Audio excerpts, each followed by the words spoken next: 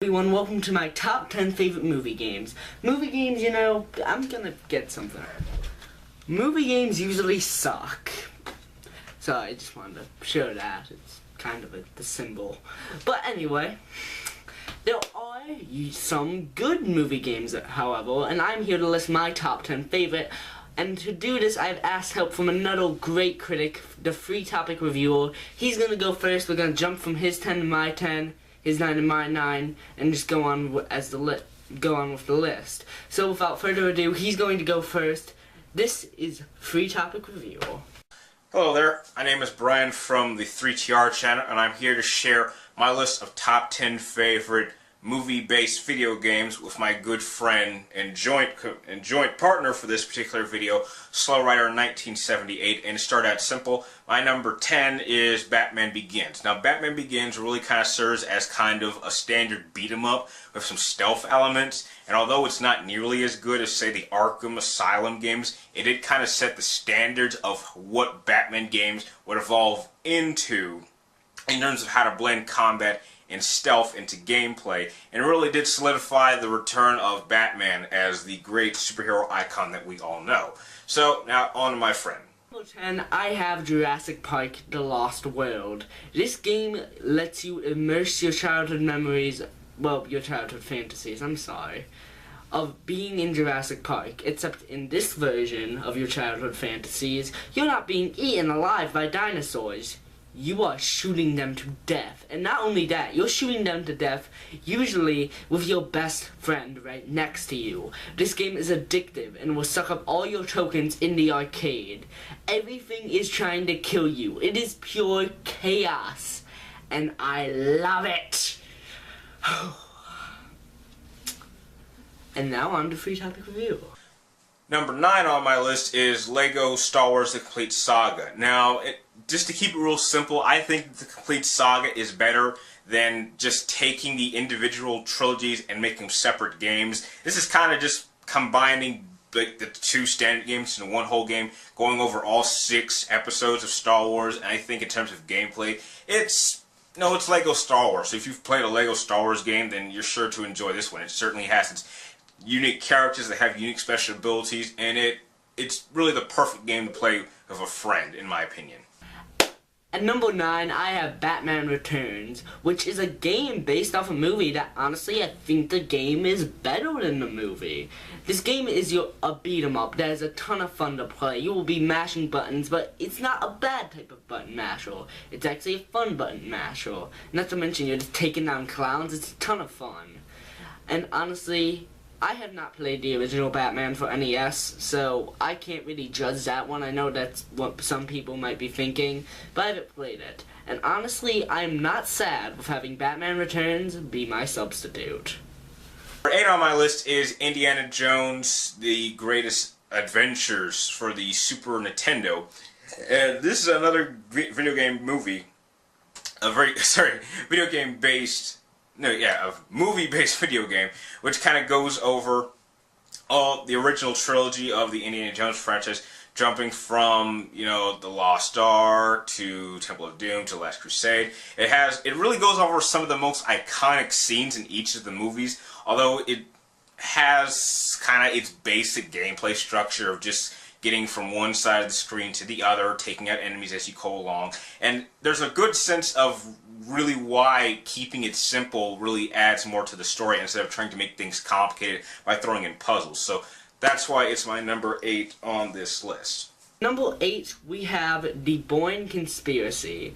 And you know what? This game gets in here on the gameplay alone. Sure, the shooting is fun, and I enjoy the car chase, but what really gets me in is the hand-to-hand combat.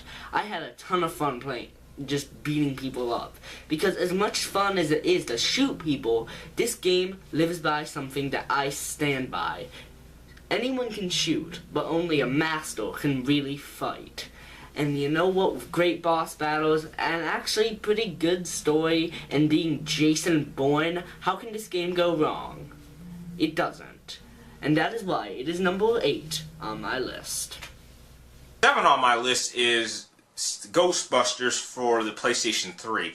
Now, many people, including myself, actually would consider this to be the real third Ghostbusters movie that I'm sure many of us have wanted. And in terms of gameplay, it's a little unfortunate that you really don't get to play as any of the Ghostbusters themselves. You get to play as some new guy who doesn't really talk, but it's really nice to share in all the adventures of the original cast, and it was really great to actually bring the original cast to do the voices for these characters instead of just bring some other voice actors to kind of try to portray these iconic characters. And Slimer makes a return, and it's always fun to see him. At number 7, we have Godzilla Unleashed. This game is a fighting game where you get to take over all your favorite Toho monsters, whether it be Godzilla, Destroyer, or even Jet Jaguar, and you get to destroy everything in your path while fighting someone else, whether it be your friends or a computer. Either way, it is still a blast. You will have so much fun picking up your enemy and throwing him into a building. I do have a complaint, though. One of my complaints is that the game story definitely is not that good. Well, yeah, that's the best way I can describe it. It's not very good. I mean, it's fun the first time you play through, but in order to get more characters, you will have to play through the same story several times. And honestly, it gets very repetitive and very boring very fast.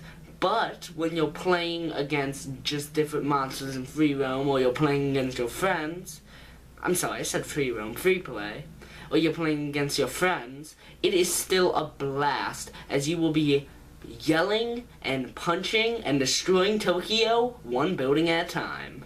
6 on my list is Spider-Man 2. Now, Spider-Man 2 is probably in my top 10 favorite comic book movies of all time, and it really did predate Batman Arkham Asylum's idea of having kind of an open world setting, as opposed from the first Spider-Man game, as it was pretty structured. There were just certain levels that you would have to just try to fill in the objectives, but in this one you're really allowed to go anywhere you want, and you can even solve, little individual crimes that pop up every once in a while. And that's even something that they added in the recent Amazing Spider-Man game, and that really, the open world aspect and having the ability to go anywhere you go is really what makes being Spider-Man so fun to be. And the combat works too, with a whole set of new combos.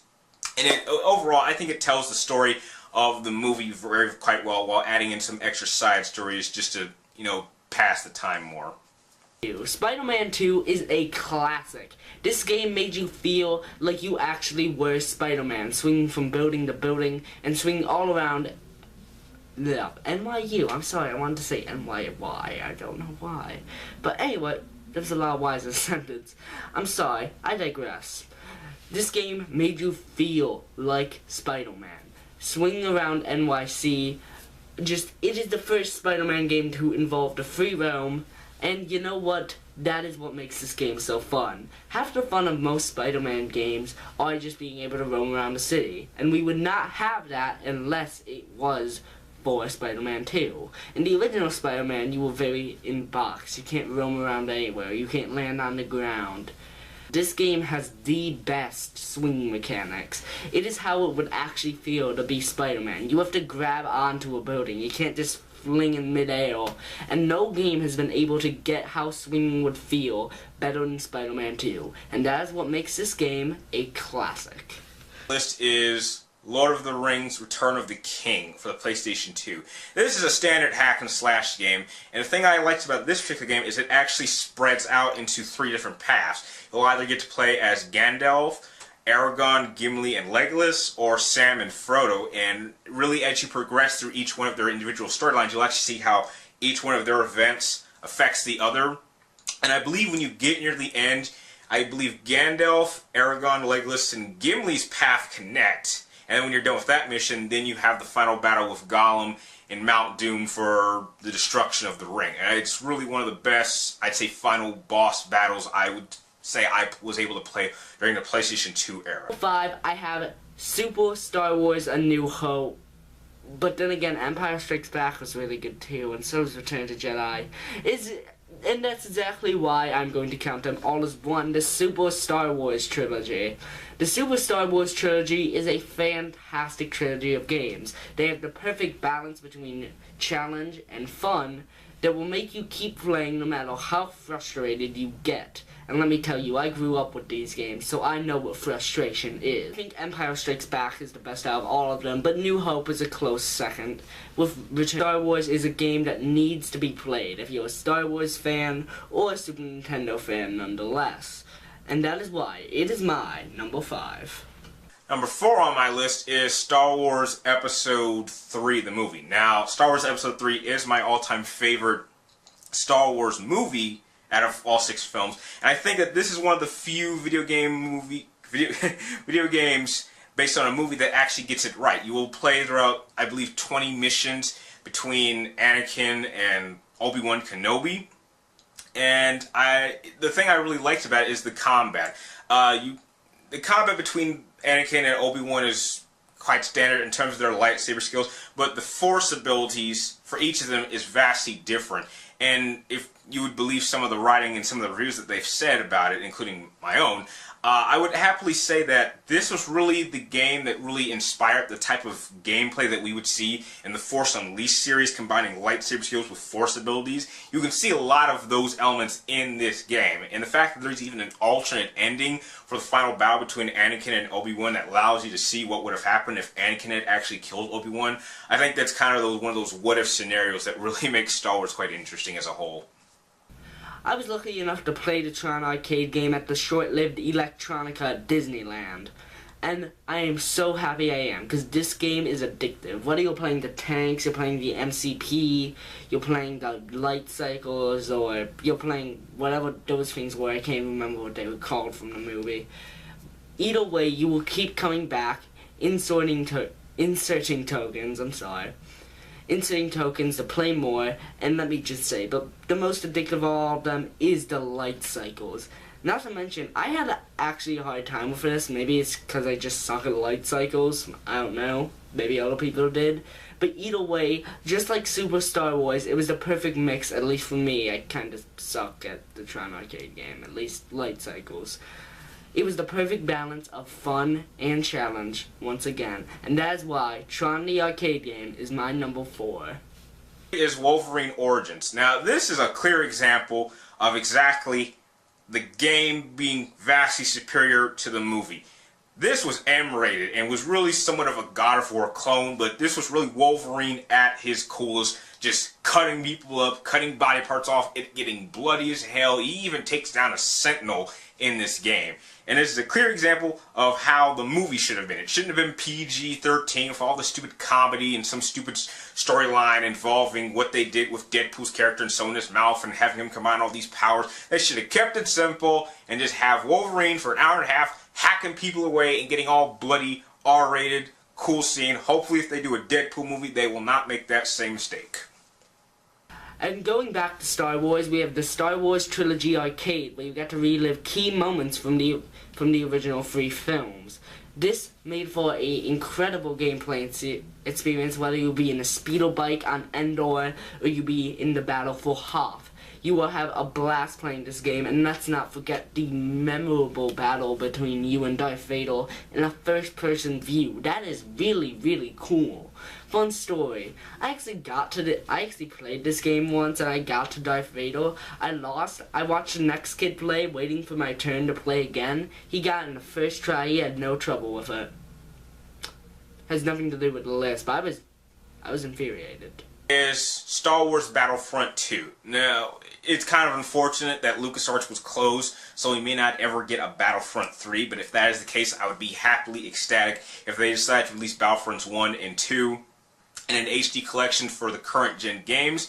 The one thing that stood out for me that I felt was better than Battlefront 1 was the main story campaign, where you actually get to play as a member of the 501st Clone Battalion, and you actually get to play through all the battles starting from the Clone Wars all the way to the Battle of Hoth, and really get inside the minds of the stormtroopers themselves is kind of interesting. You find out they're not, maybe they're not just mindless grunts, they don't have personality, and that one storyline was really quite interesting, and I would even say in some parts kind of emotional to see what these guys as soldiers have to contend with. And I didn't really get a chance to really play much of the multiplayer, but from what I heard, it was quite good and well executed. So maybe if they decide to bring a Battlefront 3 one day if we're lucky, then we might actually be able to experience what multiplayer is going to feel like in the Star Wars universe. Number 2, we have James Bond's GoldenEye. This game is a classic in every sense of the word. One of the first games to get the 4-player multiplayer, and a king of the first-person shooter genre. Not to mention, we also got a great Bond game, which I have not seen been beat yet. I have not seen a better Bond game than this. Now, everyone's just wondering, what could possibly top GoldenEye for my number 1? And favorite video game movie, or movie-based video game, I'm sorry, of all time for me is GoldenEye. GoldenEye unquestionably is my favorite first-person shooter game of all time. It's one of the best NES games of all time. It's really established how a video game based on a movie can be executed and really revolutionize the world of gaming. It really was one of the best games that introduced multiplayer in terms of shooters. And I think in terms of story, I think it gets it right. I'd like to thank you guys for watching my list and my friends' list, and if you actually would like to check out more of my videos, please come to my channel and check out my movie reviews, video game reviews, and more top 10 videos like I do every so often. And thank you guys for watching my list, and I'd like to turn it over to my friend to end the video. Can you count, suckers? At number 1, I have The Warriors. Rockstar does a great job with this movie adaptation of one of my favorite movies of all time. And yes, that has some effect on it, just the movie overall.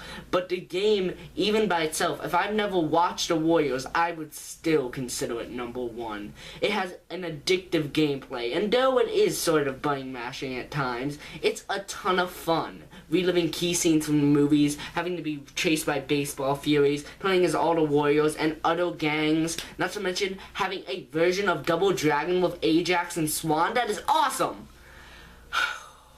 With an assortment of mini-games, a create-your-own gang mode, you will have a blast playing this game. Not to mention you get to free roam around Coney, and though it's a very small free roam, don't worry, you will have plenty of other things to keep you busy. And not only do you find out the story of the actual warrior story, you find out the story of how the warriors became the warriors, and I find that very interesting. And those are my top 10 favorite movie games. I hope you enjoyed them. I hope you agreed with my list. Thank you, 3TopicsReviewer, for coming on here. I'm a big fan. Keep up the good work. And as always, if you enjoyed this list, please like, favorite, and subscribe for more reviews.